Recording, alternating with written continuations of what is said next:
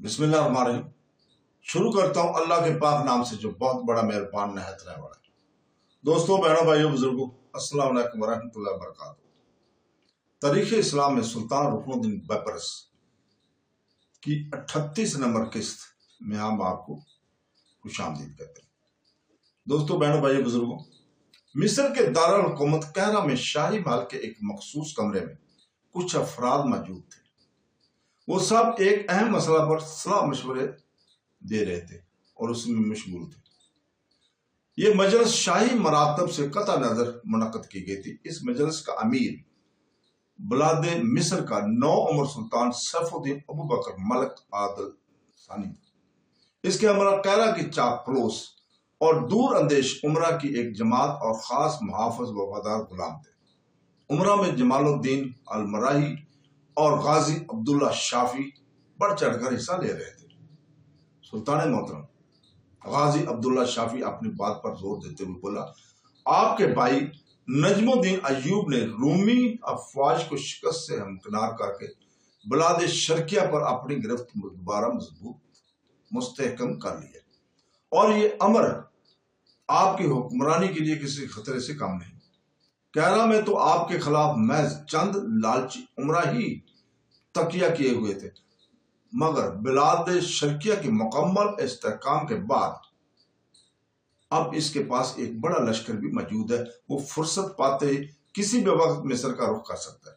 آپ کو قبل از وقت اپنی حفاظت کے بارے میں کامل توجہ دینا چاہیے، خصوصاً ان عمرہ کو گرفتار کرتے ہوئے زندان خانے میں ڈال دینا چاہیے جو کہ اس سے تعاون کر رہے ہیں۔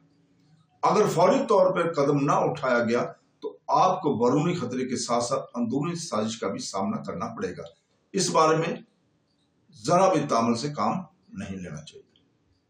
سلطان محترم جمال الدین المراہی اس کی بات مکمل ہوتے ہی تیزی سے بولا، میں نے آپ کو پہلے ہی خبردار کر دیا تھا کہ نجم الدین ایوب کے ارادے نیک نہیں ہیں۔ وہ آپ کی کم عمری کا فائدہ اٹھانا چاہتا ہے اور اس کے بنیادی مقصد محض اقتدار کا حصول ہے۔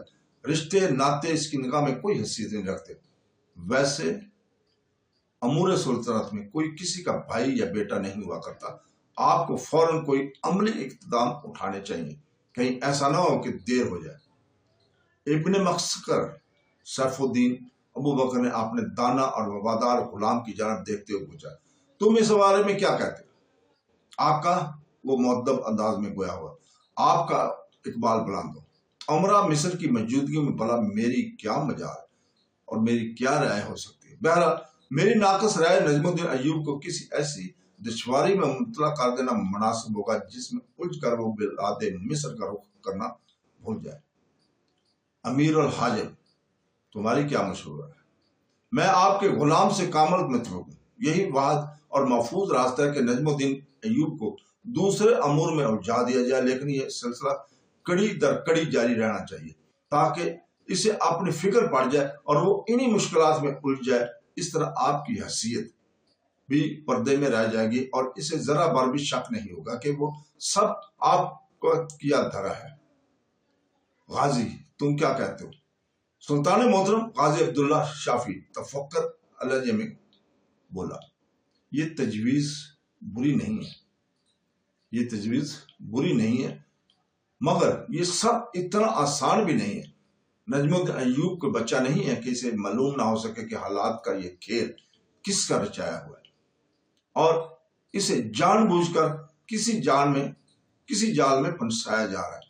میرے خیال میں شام روم کو دوبارہ جنگ کی ترغیب دی جائے گی اور مصری افواج کی مکمل تعاون کی یقین دہانی کرائی جائے۔ اس طرح آپ کو دو فائدے حاصل ہوں گے۔ ایک تو شام روم سے آپ کے دوستانہ تعلقات کی نوعیت مزید مستحکم ہو جائے گی، جن کی بنا پر وہ بلاد مصر پر حملہ آور ہونے کی کوشش نہیں کرے گا۔ اور دوسرا، گزشتہ دنوں دمشق کے مارکے میں نجم الدین ایوب کے ہاتھوں اٹھائی گئی ہزیمت کو بھی تسکین ملے گی۔ ممکن ہے کہ جنگ میں نجم الدین ایوب مارا جائے اور دوسری طرف میں اسے گرفتار کر کے قیدی بنا لیا جائے گا اور آپ کے مستقبل پر موجود ایک بڑا خطرہ ہمیشہ کے لیے دم توڑ دے گا۔ تو دوستو اس کے ساتھ ہی آج ہم اجازت چاہتے ہیں کل تک کے لیے۔